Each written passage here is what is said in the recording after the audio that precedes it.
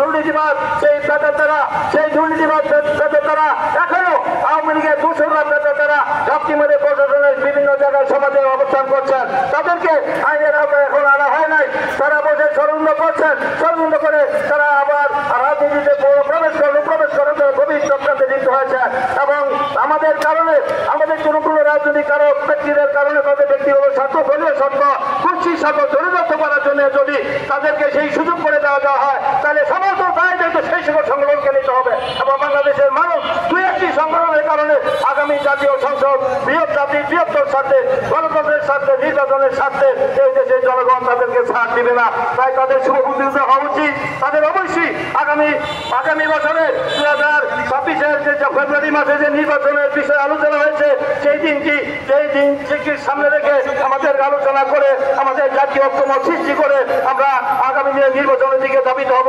আর কোন রকম চক্রান্ত ষড়যন্ত্র হলে বাংলাদেশের মানুষ সেটা বরদাস্ত করবে না। তাই আমি মনে করি যে কোন রকম কাল বাহানা না করে এই নির্বাচনকে প্রলম্বিত জিজ্ঞাসা না করে নির্বাচন না করার জন্য যারা ষড়যন্ত্র করছেন তাদের ব্যাপারে সকলকে সতর্ক থাকতে হবে।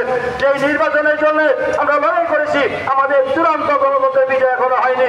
আগামী একটি অবাধ সুষ্ঠু গ্রহণযোগ্য নির্বাচনের মধ্য দিয়ে আমাদের গণতন্ত্রের পূর্ণ বিজয় অর্জিত হবে। সেই গণতন্ত্রের পূর্ণ বিজয় এবং ভোটের মধ্য দিয়ে আমরা মনে আর কোনো বিকল্প রাখতে নাই।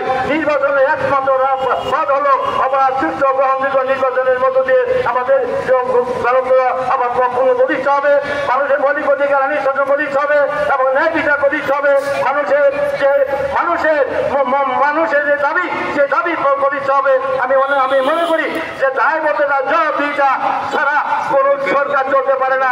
তাই অনির্বাচিত সরকার জনগণের কাছে দায়বদ্ধ জবাবদিহিতা কম থাকে। নির্বাচিত সরকারই একমাত্র জনগণের কাছে দায়বদ্ধ জবাবদিহিতা থাকে। তাই নির্বাচিত সরকার ছাড়া দেশ সুস্থভাবে সুস্থ পরিচালনা হতে পারে না। তাই আমি আশা করব এই অন্তর্বর্তীকালীন সরকার দ্রুত সময়ের মধ্যে সেই নির্বাচনের রুট ম্যাপ 3 তারিখ ঘোষণা করে নির্বাচন কমিশনকে নির্দেশ দিয়ে সেই নির্বাচনের দিকে দেশ ধাবিত হবে এবং মানব শক্তি নিঃশ্বাস ফেলবে।